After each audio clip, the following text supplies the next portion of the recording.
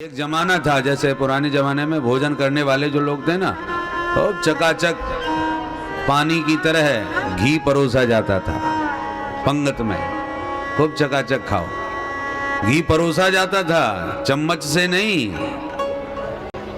सीधा पात्र को, गंगा सागर को जैसे जल परोसा जाता है ना, ऐसी पात्र से भोजन में घी परोसा जाता था। पुराने जमाने के गिलास आपने देखे होंगे, बड़े बड़े। आजकल तो चाय के गिलास चल गए हैं, इतनी सी। चाय का जमाना तो अब चला है।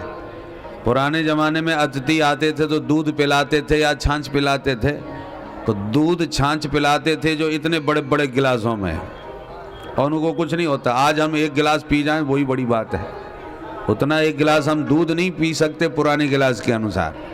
क्यों नहीं पी सकते भाई? कि अब हमारी वो क्षमता नहीं रही, पाचन शक्ति कमजोर हो गई। ऊट पटांग खाए खाए के हमारी जठराग्नि इतनी विकृत हो गई, हम श्रमहीन हो गए, इसलिए हमारा पाचन तंत्र इतना कमजोर हो गया कि हमसे अब घी पचता भी नहीं है और जचता भी नहीं है। घी हम पहले तो मिलता ही नहीं, कदाचित छठे चौमासे कहीं शुद्ध घी मिली भी जाए तो अब हम खा नहीं सकते। पहले तो गड़बड़ था ही नहीं, शुद्ध घी था, मिलावट का नाम ही नहीं था। शुद्ध घी इतना था कि उसी को नहीं खा पाते थे लोग। अब स्थिति ये आ गई कि शुद्ध घी समाप्त हो गया।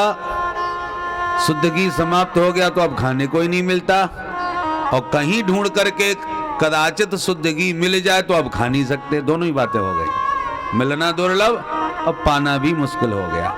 यही स्थिति हम लोगों की हो गई है। पहले तो शुद्ध शास्त्र के वचन सुनने को नहीं मिलते, कहीं नहीं मिलते। बस व्यवहारिक बातें और अपनी कहानी, आत्मकथा, इधर उधर के हंसी मजाक के मनोरंजन चुटकुले, सत्संग के नाम पर यही सब परोसा जाता है। इसलिए हमारा पाचन तंत्र बिगड़ गया। अब हमारे श्रवण का स्तर इतना छोटा हो गया कि वही बातें समझ में आती हैं हमारे श्रोता, उसी में आकर्षण लगता है। तो शुद्ध घी मिला नहीं, और कदाचित जैसे महाराज अचानक आज आकर के आपको सुना दिए, अब यह शुद्ध घी, अब यह शुद्ध घी पचने की क्षमता हम लोगों की नहीं रही। जो खाता रहेगा वही पचा सकता है, जो जब कभी खाने को मिले वो खा भी नहीं सकता। इसलिए कहते हैं सत्संग भी सबका नहीं सुनना चाहिए। महाराज शंकराचार्य जी ने संकेत दिया, निगम राज सीमा के बाहर हरिहु को न निहार। भगवान सब एक नहीं होते। आजकल नकली भगवान भी बहुत फैल गए हैं, और हम लोग भोले भाले, पाचन तंत्र जिनका कमजोर है, जानते ही कुछ नहीं, वो बेचारे ऐसे लोगों के चक्कर में पड़ के अपना आत्मसमर्पण का जो स्वरूप है वो विकृत हो जाता है। शरणागति तो करी परंतु सार्थक नहीं करी।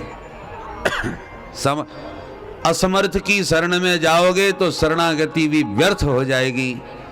जैसे कि राम जी समुद्र की शरण में गए तो राम जी के शरण में जाना बेकार हो गया। 3 दिन तक बैठे रहे, कोई फायदा नहीं हुआ, और जब क्रोध किया तो समुद्र खुद ही शरण में आ गया। तो जिसकी शरण में गए थे वो खुद ही शरण में आ गया। तो राम जी की शरणागति तो बेकार हो गई, पर राम जी की शरण में जब विभीषण आया तो विभीषण की शरणागति सार्थक हो गई।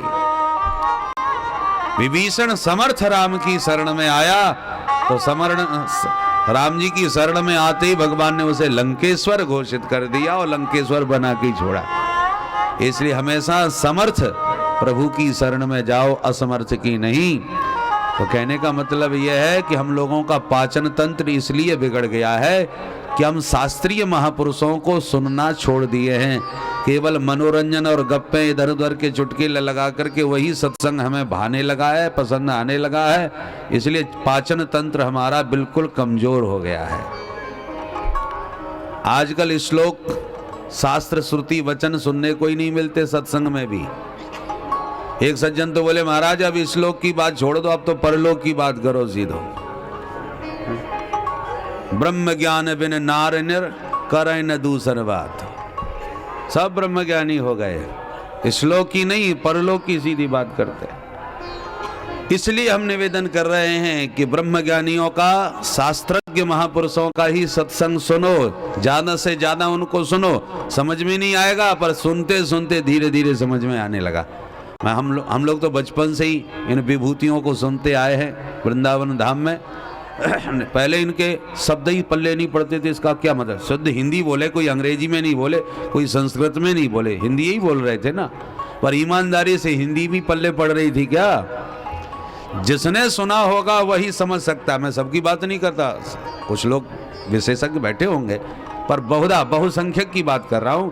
अधिकांशतः लोग महाराज श्री के इस हिंदी को भी नहीं समझ पाए होंगे, क्योंकि हमने ऐसे उच्च श्रेणी के सत्संग को और उच्च श्रेणी की हिंदी को सुनना ही छोड़ दिया, क्योंकि सुनने की मिलती भी नहीं। जैसे शुद्ध घी खाने को भी नहीं मिलता तो खाएं कहां से, और मिल जाए तो फिर पचे कहां से? दोनों ही बात है ना। उसी प्रकार वह उच्च कोटि की साहित्यिक भाषा, संस्कृतज्ञ भाषा, परिमार्जित भाषा सुनने को नहीं मिलती, और जब कभी महाराज जी को सुनने को मिले तो हमारी समझ में नहीं आती। इसलिए निवेदन है, शास्त्रज्ञ महापुरुषों को ही ज़्यादा से ज़्यादा सुनो, ताकि आपका पाचन तंत्र बना रहे और शास्त्र तुम्हारी समझ में आते रहें। हम सबकी समझ में आवे, सबकी बात नहीं, उसमें हम भी हैं, हम भी सुनते हैं, परंतु बचपन से सुना है इसलिए कुछ समझ में आता है। और हम लोगों को प्रायः सुनने को जहां जिनको नहीं मिलता, वो धारा प्रवाह 1 घंटे भी बोलते तो भी पल्ले कुछ नहीं पड़ता। वो तो कृपा करके कभी कभी बीच में सरल शब्दों का प्रयोग जानबूझ के कर जाते हैं ताकि कुछ पल्ले पड़ जाए। यदि वो उसी स्तर में बोलना प्रारंभ करेंगे तो बड़े बड़े विद्वान भी, आज जिसको हम आचार्य और विद्वान कहते हैं, वो लोग भी इनकी भाषा को समझ नहीं पाएंगे। महाराज सामान्य व्यक्तियों की जो बातें छोड़ दो, बड़े बड़े कथावाचक नहीं समझ सकते। ये हमारे समाज का और योग्यता का और विद्या का स्तर का ह्रास हुआ है। हम लोग संस्कृत से तो अब परहेज करने लगे हैं। लोग पाठ भी करते हैं ना तो हिंदी का पाठ ढूंढते हैं, हिंदी में कोई पाठ मिल जाए तो कर लेंगे, मगर संस्कृत तो पल्ले पड़ती नहीं। मुसलमानों को देखिए, मुसलमानों को कुछ भी ना आता हो, अंगूठा छाप हो, अनपढ़ हो, परंतु उसे अपने कुरान की पढ़ना आता है, वो कुरान का पाठ करता है। तो बताइए उनमें अपने शास्त्र के प्रति, आराध्य के प्रति कितनी निष्ठा है कि कुछ ना जानता हो पर कुरान जानता है। और हम लोग संस्कृत से भागते जा रहे हैं, इसलिए संस्कृति को भी भूलते जा रहे हैं। हमारे जो प्रसिद्ध जो स्तोत्र है, अरे नारायण कवच है, राम रक्षा स्तोत्र है, कई स्तोत्र हैं जिनमें अद्भुत चमत्कार है, रक्षा कवच हैं, पर हम लोग संस्कृति नहीं जानते तो पाठ कैसे करेंगे? और पाठ नहीं करेंगे तो उसका लाभ कैसे ले सकेंगे? विदेशी लोग हमारी संस्कृति को आत्मसात कर रहे हैं, हमारी महिमा को समझ रहे हैं। इसी व्रत में मैंने शायद संकेत दिया हो, इसी साल 11-12 का जो रिजल्ट निकला है संपूर्णानंद विश्वविद्यालय में, उसमें लंदन की एक लड़की है, लूसी गेस्ट उसका नाम है, अखबार में निकला है। लूसी गेस्ट नाम की लड़की ने संपूर्णानंद विश्वविद्यालय की शास्त्रीय परीक्षा पूरे विश्वविद्यालय में प्रथम स्थान पर पास की है। विश्वविद्यालय से उसे सम्मान मिला है। अब बताइए, इंग्लैंड से आई है पढ़ने के लिए बनारस, और वो संस्कृत में इतनी प्रवीण हो गई कि विश्वविद्यालय में प्रथम स्थान उसने प्राप्त किया। प्रथम स्थान ही प्राप्त नहीं किया, पुरस्कार भी मिला। और सिर्फ उसने ऐसे ही केवल रट करके परीक्षा पास नहीं की, अपितु जितने स्पीड में वो अंग्रेजी में बोलती है उससे कहीं ज्यादा प्रवाह रूप में वो संस्कृत में बातें करती है, संस्कृत भाषा में बात करती है। इतना उसका संस्कृत पर अधिकार है।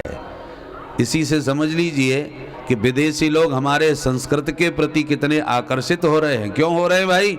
क्योंकि ऋषियों का विज्ञान संस्कृत में ही छुपा हुआ है, और हम लोग अंग्रेजी के पीछे पढ़ के संस्कृत को छोड़ते जा रहे हैं और अपने ऋषियों के विज्ञान को भी भूलते जा रहे हैं। इसलिए हमारा पाचन तंत्र कमजोर हो गया। अब संस्कृत की तो बात बहुत दूर की है, हिंदी ही भी हमको ठीक से पल्ले नहीं पड़ती। इसलिए हमें अपना पाचन तंत्र सुधारना चाहिए। अच्छे महापुरुषों को, विद्वानों को ज्यादा से ज्यादा सुनने का अभ्यास करना चाहिए। प्यार से बोलो राधे राधे।